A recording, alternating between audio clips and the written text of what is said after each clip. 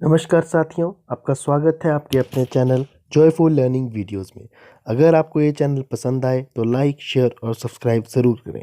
इस वीडियो में हम जानेंगे टीचर डायरी के बारे में। तो फ्रेंड्स, जानते हैं, जैसा कि मैंने पहले भी कहा कि टीचर डायरी जो है वो हर टीचर के लिए एक बहुत ही इम्पोर्टेंट टूल है उसकी क्लासरूम टीचिंग को एनहांस करने का और उसमें एक बेहतरीन सुधार लेकर के आने का। लेकिन अक्सर देखने में क्या मिलता है कि टीचर्स के लिए ये टीचर डायरी एक टूल ना होकर के एक बर्डन बनकर रह जाती है। कहीं ना कहीं वे समझ नहीं पाते हैं कि इसका इस्तेमाल किस तरह से करें और किस तरह से जो अपनी टीचर डायरी को एक इफ़ेक्टिव टीचिंग टूल के रूप में प्रयोग करें। तो आने वाली स्लाइड्स में और इस वीडियो में मैं यही चीज़ बताने जा रहा हूं। तो मैं आप सभी से एक बार फिर से रिक्वेस्ट करना चाहूँगा कि काइंडली वीडियो को पूरा देखें ताकि आप इसकी हर बात को बारीकी से समझ पाएँ। तो आइए फ्रेंड्स, एक बार फिर से चलते हैं आगे अपने इस सेगमेंट में। तो मैंने जैसे कि पहले ही कहा कि जो हमारी टीचर डायरी है वो एक इंडेक्स होती है टीचर की टीचिंग का, जो वो क्लासरूम में करता है। तो सबसे पहले आप देख रहे होंगे इस प्रतिदर्श में, इस मॉडल में मैंने टीचर डायरी को एक आदर्श रूप में जो है वो आपके सामने प्रस्तुत करने की कोशिश की है। और इसके साथ ही मैं ये भी बताता चलूँ कि ये जो आइडियाज़ टीचर डायरी को प्रेजेंट करने के मैंने आपके साथ शेयर कर रहा हूँ, ये कम्प्लीटली मेरे आइडियाज़ नहीं है। मैं बिल्कुल ऐसा नहीं कह रहा हूँ। ये आइडियाज़ मेरे एक्सपीरियंस के ऊपर बेस्ड है और मैंने अपने बहुत से जो हम काबिल अध्यापक साथी हैं उन सभी के अनुभवों का निचोड़ जो है वो मैं इस वीडियो में आपके सामने डालने की कोशिश कर रहा हूँ। तो आप देख सकते हैं ये मेरी टीचर डायरी का सबसे पहला पेज है, फ्रंट पेज है। तो इसमें आप देख सकते हैं कि मैंने एक बहुत ही अच्छा सा थॉट यहाँ पर लिख के रखा हुआ है कि फ्रेंड्स, दौड़ना व्यर्थ है, अच्छी बात तो समय पर चलना है। ये थॉट इसी थॉट के साथ एक और जो है मैंने लिखा हुआ है, ऑलवेज इन्वेस्ट योर टाइम। ये मेरी सबसे फेवरेट कोटेशन है मेरी लाइफ की, जो कि मेरे जीवन के आदर्श डॉक्टर विपिन चंद्र राठौर जी का जी अक्सर इस बात को दोहराते रहते थे।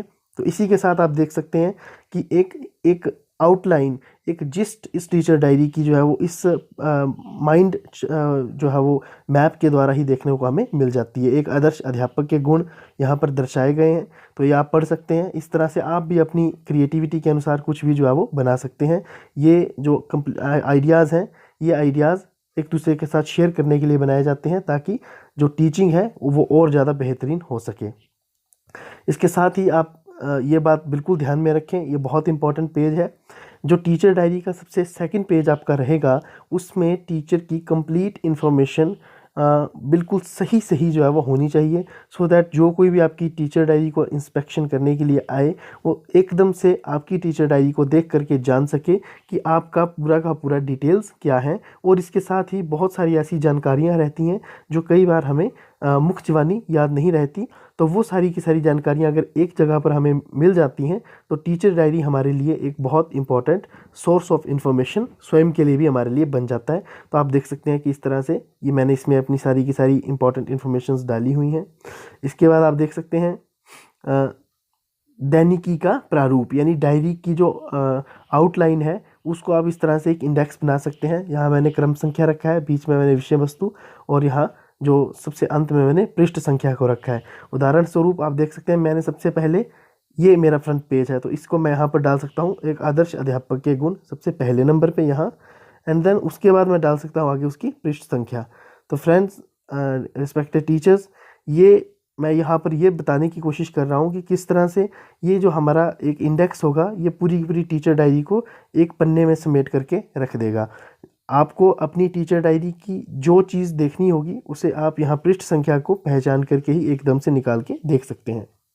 इसके बाद आप देख सकते हैं यहाँ पर पूरे के पूरे उस शैक्षणिक सत्र में जो छुट्टियाँ ली जाती हैं अध्यापक के द्वारा, उनका ब्यौरा देने के लिए एक छोटी सी इन्फॉर्मेशन चार्ट आप यहाँ पर लगा सकते हैं अपने डायरी के अंदर, जिसमें सबसे पहले आप देख रहे हैं सीरियल नंबर दिए गए हैं। उसके बाद डेट जो है वो दी गई है कि किस डेट को छुट्टी ली, छुट्टी का प्रकार क्या था, किस टाइप की वो छुट्टी थी, उस छुट्टी का कारण, और साथ ही उसके संबंध में यदि कोई रिमार्क्स हम देना चाहें तो वो भी हम दे सकते हैं। ये तो थी टीचर्स की छुट्टियों की या लीव की इंफॉर्मेशन। लेकिन आगे अगर हम बढ़ें तो बहुत इम्पोर्टेंट ये पेज है हमारे टीचर डायरी का, क्योंकि अक्सर हमें ज़रूरत पड़ती रहती है अपने छात्रों के अभिभावकों से बात करने की। तो अब हम उनके संपर्क सूत्र जो हैं वो अगर एक जगह पर डायरी के अंदर लिख के रखें तो इससे हमारे लिए सहूलियत ये हो जाती है कि हम जब चाहें तब अपनी टीचर डायरी को खोल के, जो हमेशा हमारे सामने पड़ी रहती है, वहाँ से उनका नंबर निकाल करके उनके साथ बात जो है वो कर सकते हैं। सभी के अभिभावकों के नाम वहाँ पर रहते हैं और अन्य जानकारियाँ भी आप जो है वो ज़रूरत अनुसार उसके अंदर रख सकते हैं।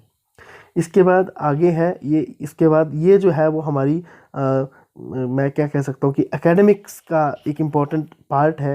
जैसे आप देख सकते हैं कि मैंने लिखा है वार्षिक पाठ्यक्रम का विभाजन और कक्षा पहली सत्र 2019-20। तो आप देख सकते हैं मैंने किस तरह से विभाजन जो है वो किया हुआ है। सीरियल नंबर के साथ मैंने महीनेवार एक सूची दी है एक कॉलम में। उसके बाद मैंने हिंदी विषय लिया है, अंग्रेजी विषय लिया है, गणित और पर्यावरण विषय जो है वो इसमें मैंने लिया है। अब आप देख सकते हैं कि मैंने किस तरह से यहाँ पर जो है वो इसको जोड़ा है कि हिंदी का मैं पहला, दूसरा और तीसरा पाठ, ठीक है जी, वो फरवरी में पढ़ाऊँगा। जनवरी में लिखा है शीतकालीन अवकाश हैं तो उसका कोई ज़िक्र यहाँ पर नहीं होगा। तो इस तरह से अलग अलग मतलब जो हमारे सब्जेक्ट्स हैं उसको हम इसमें ले सकते हैं। इसके बाद ये चौथी कक्षा का या फोर्थ क्लास का जो सिलेबस का डिवीज़न है वो यहाँ पर किया गया है। आप देख सकते हैं इसमें भी पूरा का पूरा वही पैटर्न फॉलो किया है। मतलब एक पेज पे ही जो है पूरा का पूरा सिलेबस डिवाइड होकर के आ जाता है। और इसके बाद अगली स्लाइड में आप देख सकते हैं वार्षिक पाठ्यक्रम का विभाजन कक्षा 5 के लिए। तो ये भी ठीक इसी तरह से किया है। FA1 कब होंगे? मार्च में, हमें देखने से ही पता लग रहा है। FA2 कब होंगे? मई में होंगे। इसी तरह से SA1 जून में होंगे, FA3 अगस्त में, FA4 अक्टूबर में और अंत में दिसंबर माह में जो है वो SA2 और एनुअल प्राइज डिस्ट्रीब्यूशन फंक्शन के साथ हम सेशन को एंड कर सकते हैं। तो ये थी सिलेबस डिवीज़न से रिगार्डिंग इम्पॉर्टेंट इन्फॉर्मेशन जो हम अपनी टीचर डायरी में जो है वो प्रेजेंट कर सकते हैं। इसके साथ ही जो मेथड्स हमने क्लासरूम टीचिंग में यूज़ किए हैं उनको भी हम एनलिस्ट करके स्टार्टिंग के ही पेजेस में लिख के रख सकते हैं, सो दैट कि हमारे जो मेथड्स हैं वो हमें हमेशा जो है वो हमारे ध्यान में रहें कि हम कौन कौन से मेथड्स जो है वो यूज़ करते हैं अपनी क्लासरूम में। टीचिंग में हमने कौन कौन सा यूज़ किया है उसकी एक बाकायदा प्रॉपर डॉक्यूमेंटेशन रहती है। तो ये बहुत इंपॉर्टेंट टूल जो है वो हमारे लिए साबित होता है। और इसी तरह से जो इम्पोर्टेंट TLM है वो भी क्या यूज़ किया जाता है वो भी हम इसके अंदर भर सकते हैं। यहाँ मैं ये बात बता दूं कि जो मैंने इस्तेमाल किए हैं पर्टिकुलरली TLM या फिर बात करें कि मेथड्स, तो वो भी मैं जो है वो आपके साथ शेयर करूँगा अपनी आने वाली स्लाइड्स में। मैंने अपनी particular teacher diary, personal teacher diary का भी कुछ एक जो एक्सट्रैक्ट्स हैं वो इसके अंदर डाले हुए हैं, तो उसको भी हम आने वाली स्लाइड्स में देखेंगे। ये देखिए, ये एक और बहुत इंपॉर्टेंट चीज़ है जो हम अपनी टीचर डायरी में अक्सर नहीं करते हैं, और ये जो है मतलब स्टूडेंट स्ट्रेटिफिकेशन, उनका स्तरीकरण करना, वो किस स्तर पर है बच्चा उसको निर्धारित करके रखना, सो दैट कि हमारे ध्यान में रहे कि हमारा जब हमने इस टीचर डायरी को स्टार्ट किया था इस सेशन को, तो कौन सा बच्चा जो है वो कहाँ पर था। आप देख सकते हैं कि इसमें मैंने जो है वो एक तरफ जहाँ इसका टेबल बना के रखा है तो वहीं इसका जो है वो एक ग्राफिकल उसमें रिप्रेजेंटेशन भी इसकी साथ में की हुई है। आप देख सकते हैं जैसे प्रारंभिक स्तर की अगर हम बात करें तो इसमें 8 बच्चे हैं अभी। अगर हम औसत स्तर की बात करें तो 4 बच्चे हैं। मध्यम स्तर की बात करें तो उसमें भी 4 बच्चे हैं। तो अब ये सारा का सारा हम उसमें रख सकते हैं। ये एक स्पेसिमेन है, मैं एक बार फिर से बता दूं, इसको आप अपने सहूलियत के हिसाब से इसमें परिवर्तन कर सकते हैं, लेकिन एक स्पेसिमेन के तौर पर अगर हम देखें तो ये एक हम इससे आइडिया जो है वो ले सकते हैं अपनी टीचर डायरी को बनाने का। अगला आप देख रहे हैं कि अब ये है अपेक्षित छात्र स्तरीकरण, जो सत्र के अंत में मैं चाहता हूँ बीइंग ए टीचर, या मेरी जो कोशिश रहेगी। तो आप देख सकते हैं कि मेरी कोशिश है कि उन्नत स्तर में 9 बच्चे चले जाएं, मध्यम स्तर में 5, औसत स्तर में 2 बच्चों को लाने की मेरी कोशिश रहेगी, और प्रारंभिक स्तर में हमारा कोई भी बच्चा ना रहे, ऐसा प्रयत्न हम करेंगे। और यही इस टीचर डायरी का सोल पर्पज़ भी रहेगा। तो ये एक बहुत इंपॉर्टेंट टूल रहता है टीचर डायरी का, जिसको हम अपने गाइडेंस के लिए, अपने निर्देशन के लिए इस्तेमाल कर सकते हैं। अब बात आती है कि एक सप्ताह भर में हमने कक्ष में जो कुछ भी कार्य किया है उसको डॉक्यूमेंट कैसे किया जाए। तो क्या किया जाएगा, उसको कैसे डॉक्यूमेंट किया जाए। तो आप देख रहे हैं मैंने ऊपर लिखा है साप्ताहिक कार्य योजना, साथ में मैंने फरवरी 2019 का रेफरेंस दिया है, और डेट का मैंने नीचे ब्लैंक रखा है। डेट्स मीन्स आप एक हफ्ते की कितनी डेट्स तक हफ्ता पूरा होता है वो आप नीचे भर सकते हैं। उसके बाद आप देखिए कक्षा का मैंने एक अलग से कॉलम बनाया है, फर्स्ट, फोर्थ एंड फिफ्थ। उसके बाद विषय में आप देख सकते हैं हर जो हमारी क्लास है उसके विषयों को मैंने यहाँ पर एनलिस्ट किया हुआ है। जैसे आप देख सकते हैं फोर्थ और फिफ्थ में मैथमेटिक्स का जो सब्जेक्ट है वो लिस्ट में नहीं है, बिकॉज़ ये सब्जेक्ट मैं अभी टीच नहीं कर रहा हूँ बच्चों को प्रेजेंटली, तो मैंने इसको यहाँ पर नहीं लिखा है।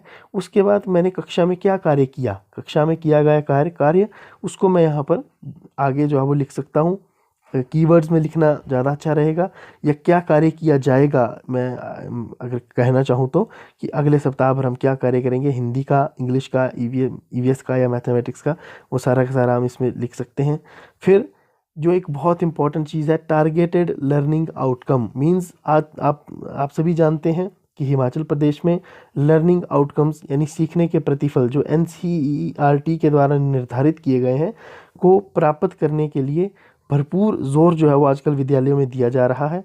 बहुत सारी कार्यशालाएं इसके ऊपर आयोजित की गई हैं और बहुत बड़े पैमाने पर जो है वो इनको पूरा करने के लिए अध्यापकों को आज कैपेसिटी बिल्डिंग की गई है। तो हम अपनी टीचर डायरी में इसको ज़रूर इंक्लूड करें। ये एक बहुत प्लस पॉइंट रहेगा हमारी टीचर डायरी का। हमारी टीचिंग जो है इससे बहुत ज़्यादा इफ़ेक्ट होगी और बहुत हमें सहूलियत जो है वो बच्चों के एलोज़ को अचीव करने में भी हमें इस डायरी के माध्यम से होगी। जैसे मैंने इस हफ्ते में हिंदी विषय का पहली कक्षा का कौन सा जो टारगेटेड लर्निंग आउटकम है वो लेना है, उसको मैं यहाँ पर नोट डाउन कर सकता हूँ। अच्छा जी, इसमें और भी किस तरह से रिफ़ाइन किया जा सकता है इसके बारे में भी हम बात करेंगे आने वाली स्लाइड्स में।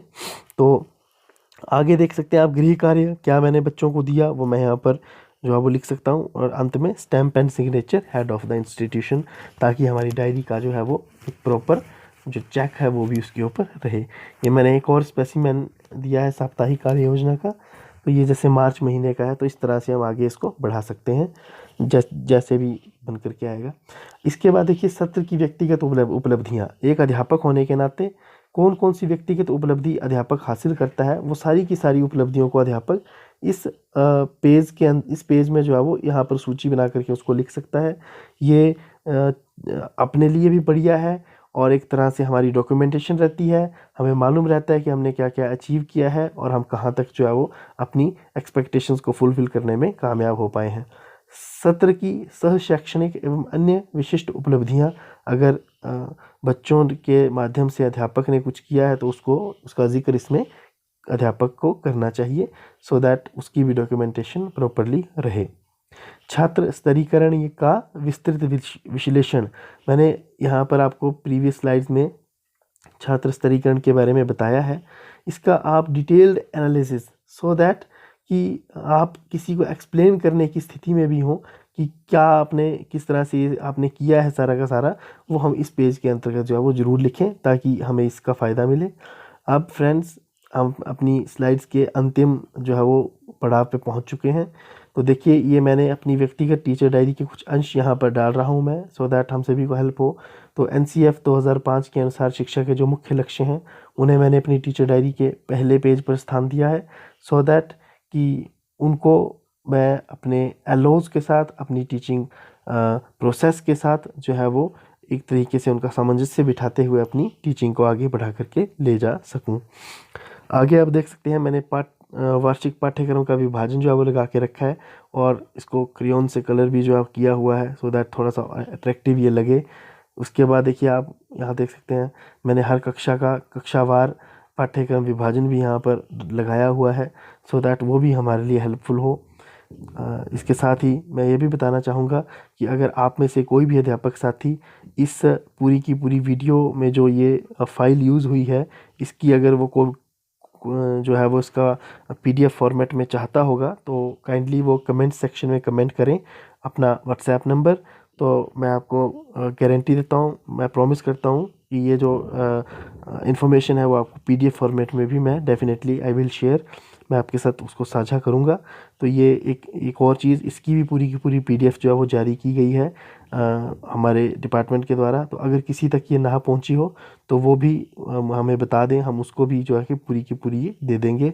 और ये आ गया methods used during classroom teaching, मैं जिसकी बात कर भी रहा था, तो ये है वो मेथड्स जिनको कि मैं अपनी क्लासरूम टीचिंग्स के दौरान यूज़ करता हूँ।